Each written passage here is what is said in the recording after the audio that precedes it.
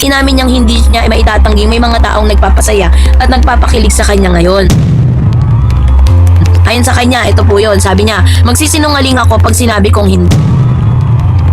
Miss Jillian Ward, abay finally ay nilinaw no ang issue patungkol sa kanyang pagkikipag-date kay Mr. Kobe Brown. So yun ang ating pag-uusapan. Maya naging sentro ng usapan sa social media at entertainment circle si Jillian Ward matapos siyang maling sa aktor at modelong si Kobe Brown. Ang usapin ay nagsimula matapos makita ang dalawa na magkasamang nanonood sa isang concert. Bagay na agad na nagdulot ng iba't ibang haka-haka mula sa mga netizen at tagahanga. So sa mundo kasi ng showbiz ay hindi na bago yung mga ganitong sitwasyon. Kapag may nakitang magkasama ng dalawang kilalang personalidad, mabilis itong nagiging paksa sa discussion. Maraming tagahanga ang agad na naghahanap ng palatandaan kung may namumuong special na relasyon sa pagitan ng mga artista. Sa kaso kasi ni Jillian Ward at Kobe Brown, mabilis na kumalat ang mga larawan at impormasyon tungkol sa kanilang pagkakasama sa isang concert. So dahil dito, marami ang nagtatanong kung may special na namamagitan sa kanila o kung sa ilang itong simpleng pagkikita ng magkaibigan.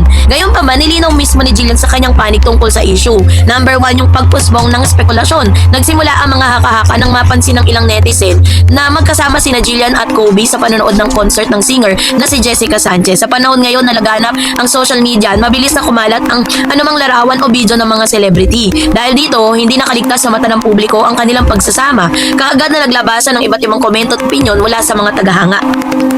Mailan din mga nagsabing maaaring nagde-date ang dalawa kapag habang ang iba naman ay nagsasabing baka simpleng pagkakaibigan lamang ito. Ang iba pang netizen ay nagpayag ng suporta sa posibleng tambalan dahil pareho silang bata, matagumpay, aktibo sa industriya at showbiz. Sa kabila ng mga usap-usapan, walang malinaw na ebidensyang nagpapatunay na mayroon ng romantikong relationship ang dalawa. Sa isang panayam ay at nausisa si Jillian tungkol sa kanyang love life at kung mayroon bang taong nagpapakilig sa kanya ngayon. So sa kabila ng mga usap-usapan, wala pang malinaw na ebidensyang nagpapatunay na mayroon ng romantic relationship sa dalawa. So sa kanyang interview dito po kay Mr. Boy Abunda sa Fast Talk sa Gemini 7 ay marami pong revelation doon si Miss Jillian Ward. Sa isang panayam, nausisa si Jillian tungkol sa kanyang love life at kung mayroon bang taong nagpapakilig sa kanya sa kasalukuyan. Tinanong siya kung sino ang mga lalaking nalilig sa kanya ang may special na puwang sa kanyang puso, kabilang sa mga nabanggit na pangalan sina Rahil Bria, Eman Bacosa Pacquiao at Kobe Brown. Sa kanyang sagot, inamin niyang hindi niya maitatanggi may mga taong nagpapasaya at nagpapakilig sa kanya ngayon. Ayon sa kanya, ito po yun. Sabi niya, magsisinungaling ako pag sinabi kong hindi. Ang simpleng pahayag na ito ay lalong nagbigay ng interes sa publiko dahil pinapakita nitong bukas siya sa posibilidad ng pagkakaroon ng inspirasyon o special na tao sa kanyang buhay. Gayunpaman, hindi ito nangangahulugan na kinukumpirma niya ang pagkakaroon ng kasintahan. So, isa sa mga pinag-uusapang bahagi ng panayam ay nang tanungin si Jillian kung may tuturing bang date ang kanilang panonood ng concert ni Kobe Brown.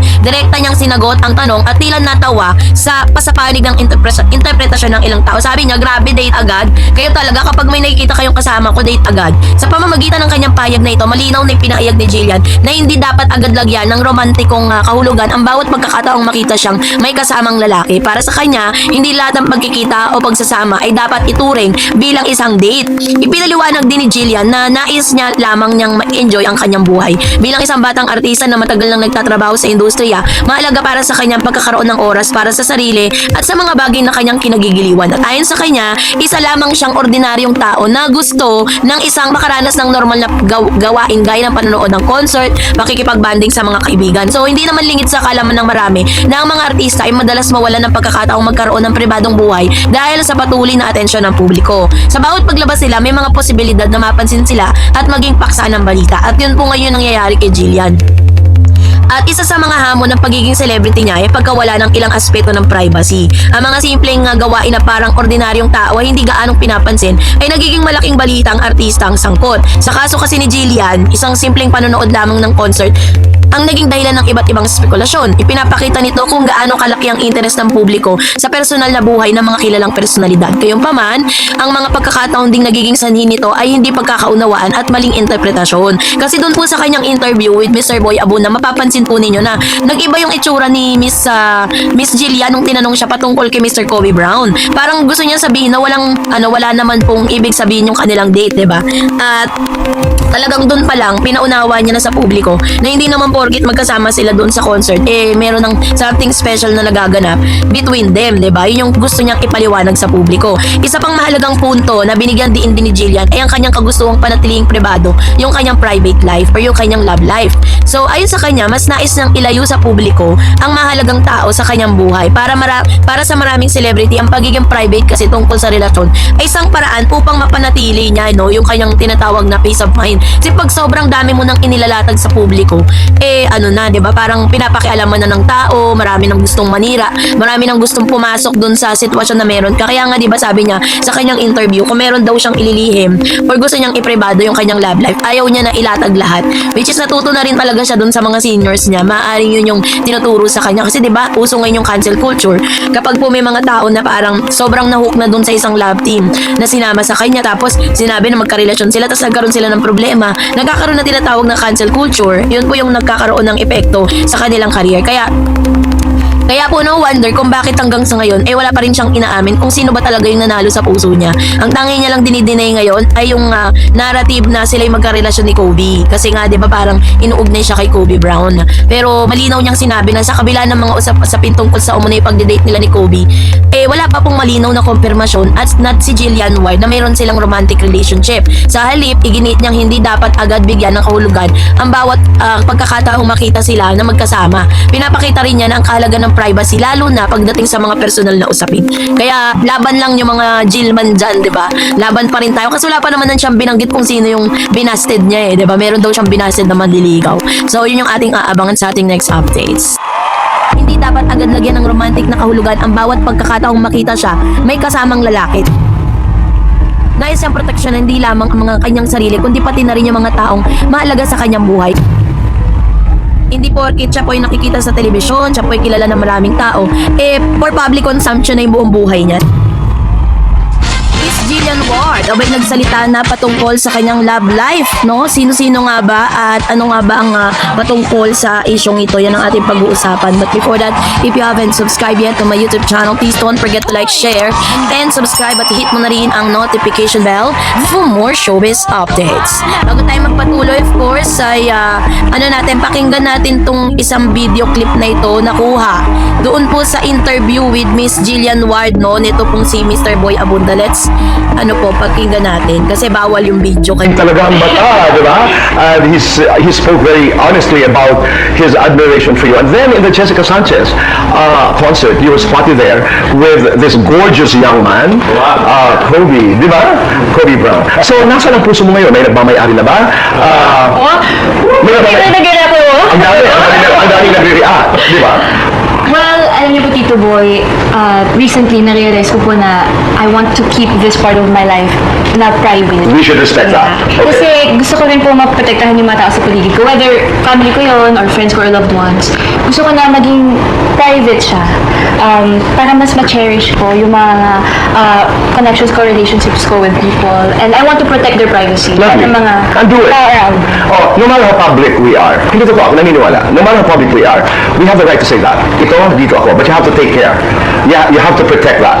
Kasi So, yun po yung kanyang mga pahayagan, no, patungkol dito po sa kanyang interview.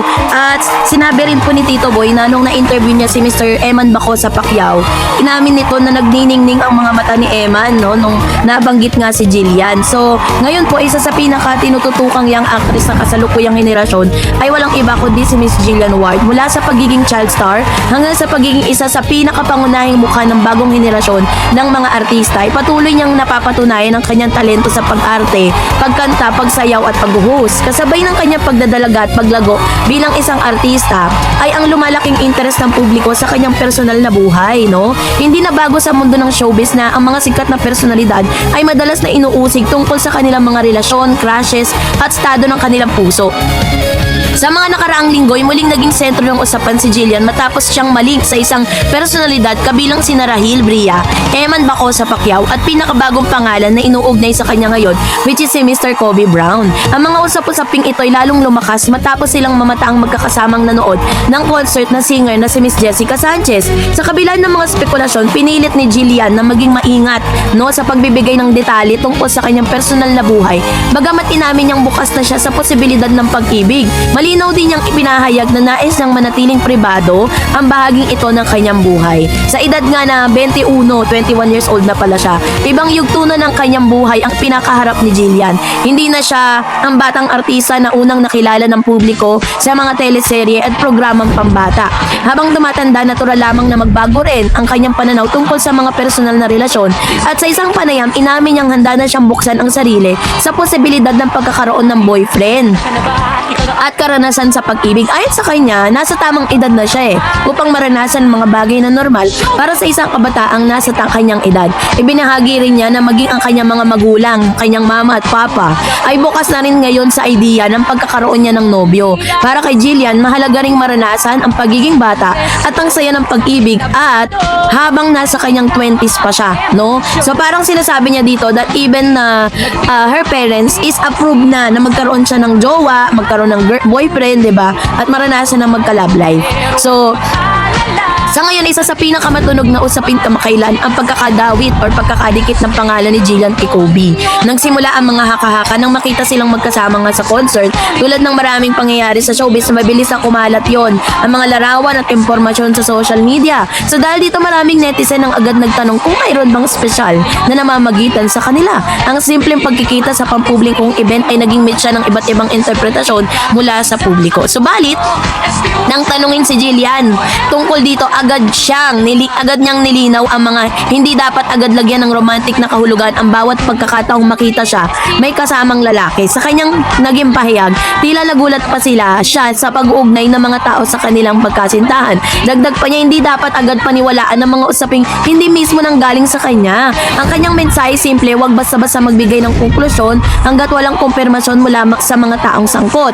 Bagamat hindi niya kinukumpirma ang anumang relasyon, hindi rin naman inakaila ni Jillian na may mga pagkakataong may mga taong nagpapasaya at nagpapakilig sa kanya. Parang sinasabi niya na wala silang relationship ni Kobe, pero meron siyang specific person or point person na sinasabing nagpapakilig at nagpapasaya sa kanya ngayon, pero hindi yun si Kobe Brown. Parang ganun yung gusto niya sabihin kung itatranspose natin yung kanyang mga statement, kasi nga, bakit hindi niya diretsahang masabi? Kasi gusto niya ngang ikip muna yun sa kanyang sarili.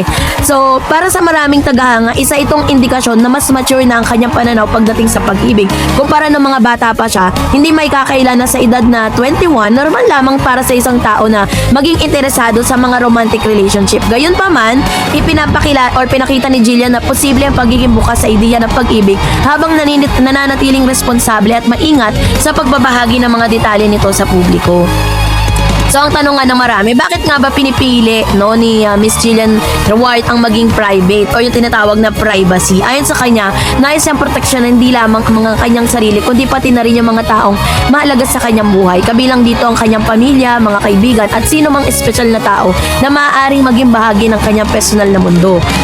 Pinaliwanag niyang mas nais nang mag-enjoy, ma-cherish ang mga relasyon nang hindi ito masyadong nakalantad sa publiko. Sa ganitong paraan, mas napapanatili niya pagiging tao at makabuluhan ang kanyang koneksyon sa ibang tao. Hindi madaling maging isang artista sa panahon ng social media. Sa kasalukuyan, halos bawat kilos sa mga celebrity may mga posibilidad na maging balita. Mula sa kanilang post online hanggang sa mga lugar ng kanilang pinupuntahan, mabilis itong napapansin at napag-uusapan ng publiko. Para kay Jillian, isa itong realidad na kailangan niyang harapin. Bilang isang public figure, gayon pa man ipinapakita rin niya na may hangganan ng lahat. 'Di ba na hindi porket po si Miss Jillian Ward ay isang artista, hindi porket siya po ay nakikita sa telebisyon, siya po ay kilala ng maraming tao, for public consumption na yung buong buhay niya. Sinasabi niya dito na parang kailangan pa rin na pag pinili niya na maging pribado tong isang punto ng buhay niya, that's her decision. Hindi niya po para ipangalandakan, 'di ba? Kasi sa mundo ng showbiz, kapag po ang isang public figure ay nilaglantad ng kanyang love life, there is a possibility na may mga issues sisirain. 'Di ba? Lalo na ngayon, napakabilis pong kumalat ang mga issue patungkol pag po inilabas yan sa SOCMED. Parang nagiging wildfire siya. Kaya marami mga artista ngayon na mas pinipili nilang maging pribado kasi pag pinablicize nila yung kanilang mga love life, maraming gustong sumira at maraming gustong wasakin kung ano man yung magandang relasyon. Kapag naman hiwalay, pilit naman na gusto magbalikan, di ba? Ganun po ang takbo ng showbiz ngayon. Kaya maganda po yung naging desisyon ni Miss Jillian na mas maging private na siya pagdating po sa kanyang love life. So, kayo po, anong niyang saloobin patungkol dito? Mag-comment kayo sa comment section. And that's it for today. For more videos and updates Dareds. Please don't forget to like and subscribe. And please don't forget to follow my Facebook page, Dareds TV, and Dareds channel. God bless everyone!